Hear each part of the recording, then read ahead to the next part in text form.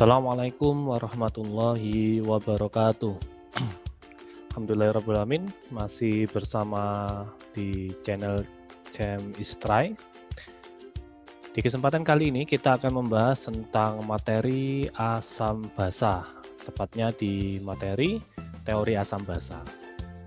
Sebelum kita awali pembelajaran kita pada kesempatan kali ini, mari kita awali dengan bacaan basmalah bersama. Bismillahirrahmanirrahim. Yang kedua, bagi siapa yang ingin mengetahui update video yang terbaru, kalian bisa tekan tombol subscribe dan jangan lupa untuk di like atau di share di komunitas-komunitas kalian. Baik, langsung saja kita masuk di materi kita kali ini, yaitu materi asam basa. Tentu kalian tidak asing dengan istilah asam ataupun basa. Kalau kita mendengar kata asam, ya identik dengan rasa masam. Tapi kalau kita mendengar kata basah, berbeda dengan basah. Ya. Kalau basah itu basah kuyup. Tapi kalau ini basah itu salah satu sifat yang ada dalam senyawa kimia. Lantas apa itu teori asam basa? Saya akan mulai dari sini ya.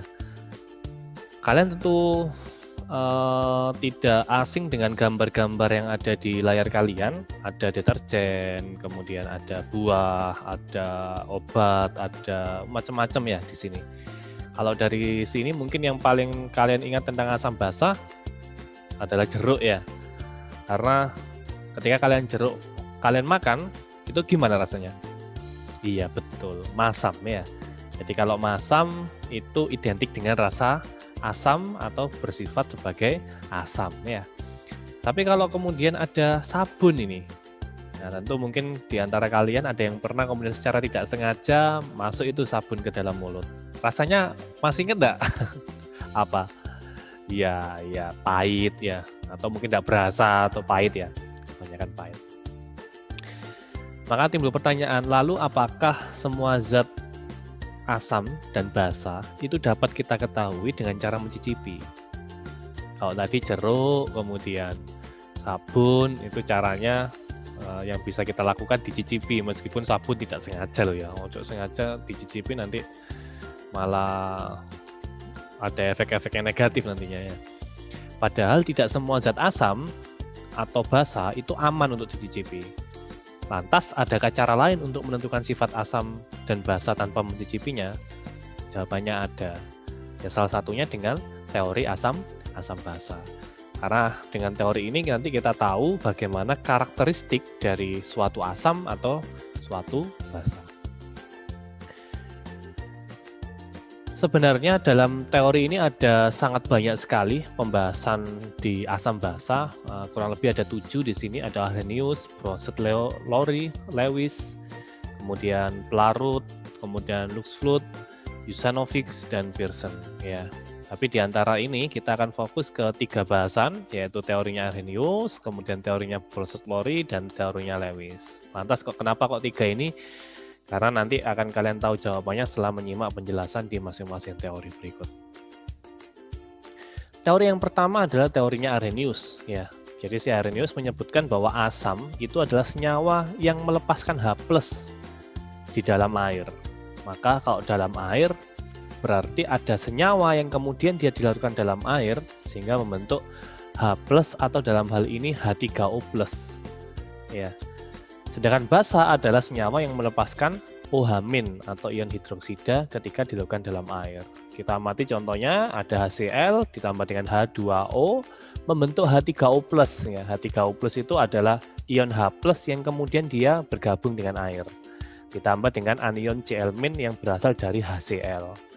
Kemudian di sini ada contoh basa, ada NH3 amoniak yang kemudian bereaksi dengan H2O ternyata membentuk NH4+ ion amonium ditambah dengan ion hidroksida OH- ya.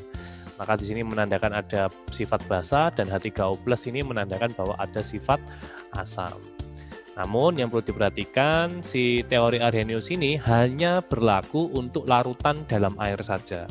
Jadi ketika direaksikan dalam air itu kita bisa menggunakan teori Arrhenius. Bagaimana yang tidak dengan air? Maka kita bisa menggunakan teori yang kedua. Teori yang kedua adalah teorinya Bronsted-Lowry ya. Jadi beliau-beliau ini mengemukakan bahwa asam itu adalah senyawa yang dapat memberikan proton atau H+.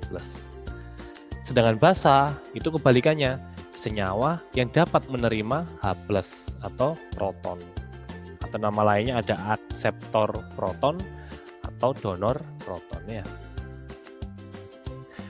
Sebagai contoh, di sini ada suatu reaksi yang kemudian dia melarutkan tanpa air.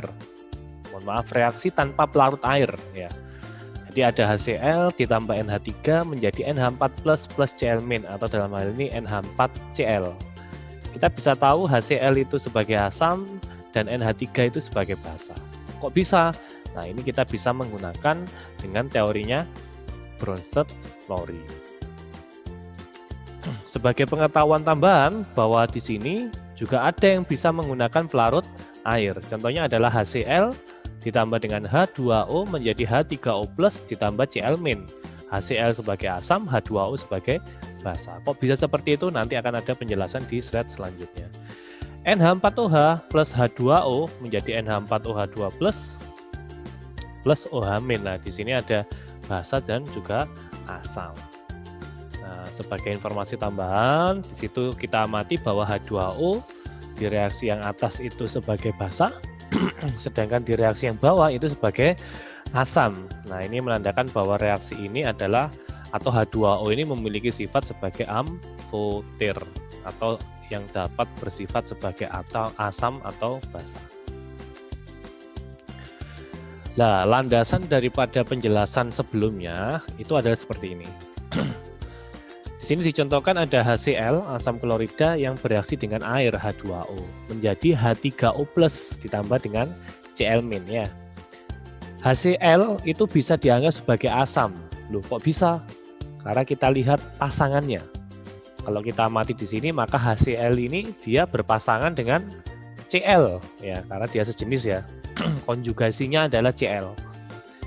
Saya tanya sekarang, antara HCl dengan Cl yang dia memiliki H+ lebih banyak, itu yang mana? Iya, betul, yang HCl ya. Sehingga di sini HCl ini yang sebagai asam. Yang kedua, pasangan yang kedua, H2O, maka pasangannya adalah H3O+. Maka kalau kita lihat di sini yang kelebihan atau yang lebih banyak jumlah H+-nya, ion hidrogennya adalah H3O+. Maka di sini yang bertindak sebagai asam. Sehingga pasangannya kalau HCl itu adalah asam, maka Cl- itu adalah basa konjugasinya. Sedangkan kalau H2O ini sebagai basa, maka H3O+ ini adalah asam konjugasinya. Ya. Selanjutnya adalah teori yang ketiga. Teori yang ketiga ini menjembatani jika ada suatu reaksi yang kemungkinan besar dia tidak bisa diidentifikasi sifat asam basanya melalui dua teori sebelumnya, baik teori Arrhenius ataupun teori Bronsted-Lowry ya. Bagaimana contohnya? Nah, ini contohnya ada NH3 plus BF3. Kenapa kok ini tidak bisa? Karena satu, dia tidak dilakukan dalam air, sehingga dia tidak bisa dimasukkan dalam teorinya Arrhenius. Yang kedua, di dalam senyawa BF3 itu tidak ada perubahan H+ atau transfer proton, sehingga kita tidak tahu mana yang transfer, mana yang tidak. Maka di sini Lewis mengemukakan bahwa ada istilah baru dalam asam dan basa. Asam disebutkan senyawa yang dapat menerima pasangan elektron, sedangkan basa adalah senyawa yang dapat memberikan pasangan elektron. Kalau kita gambar strukturnya, NH3 itu seperti ini, ada titik 2 di sini, ini melambangkan elektron bebasnya. Kemudian ada BF3 dengan rumus struktur seperti ini, menjadi NH3BF3. Kalau kita amati di sini ada perpindahan antara ada penggunaan pasangan elektron bebas ini. Pasangan elektron bebas itu pasangan elektron yang tidak digunakan untuk berikatan, digunakan si NH3 untuk berikatan dengan BF3. Atau bahasa lainnya NH3 itu modalnya 100%, tapi BF3 tidak modal pasangan elektron apapun, jadi 0%. Sehingga saya bertanya di sini, siapakah yang menerima elektron? BF3 atau NH3? BF3, betul ya. Jadi pasangan elektronnya NH3 itu diberikan ke BF3 sehingga BF3 bertindak sebagai asam. Sedangkan yang memberi pasangan elektron tadi siapa? NH3 sehingga NH3 ini bertindak sebagai basa. Jadi kalau kita review bersama, yang pertama ada berapa teori tadi? 3 ya. Yang pertama ada teorinya Arrhenius. Ketika dilarutkan dalam air ada ion H+ atau H3O+. Ketika basa, ketika dilarutkan dalam air, maka menghasilkan ion hidroksida atau OH-. Yang kedua ada Broglie, ada istilah asam konjugasi atau basa konjugasi. Kalau asam itu yang kemudian dia bagaimana dengan protonnya, tinjauannya adalah proton. Yang terakhir adalah teorinya Lewis. Tinjauannya adalah pasangan elektron. Mungkin itu yang bisa kita pelajari di kesempatan kali ini. Semoga bermanfaat. Sampai ketemu di video selanjutnya di channel yang sama, di channel Cem Istrai. Saya akhiri. Assalamualaikum warahmatullahi wabarakatuh.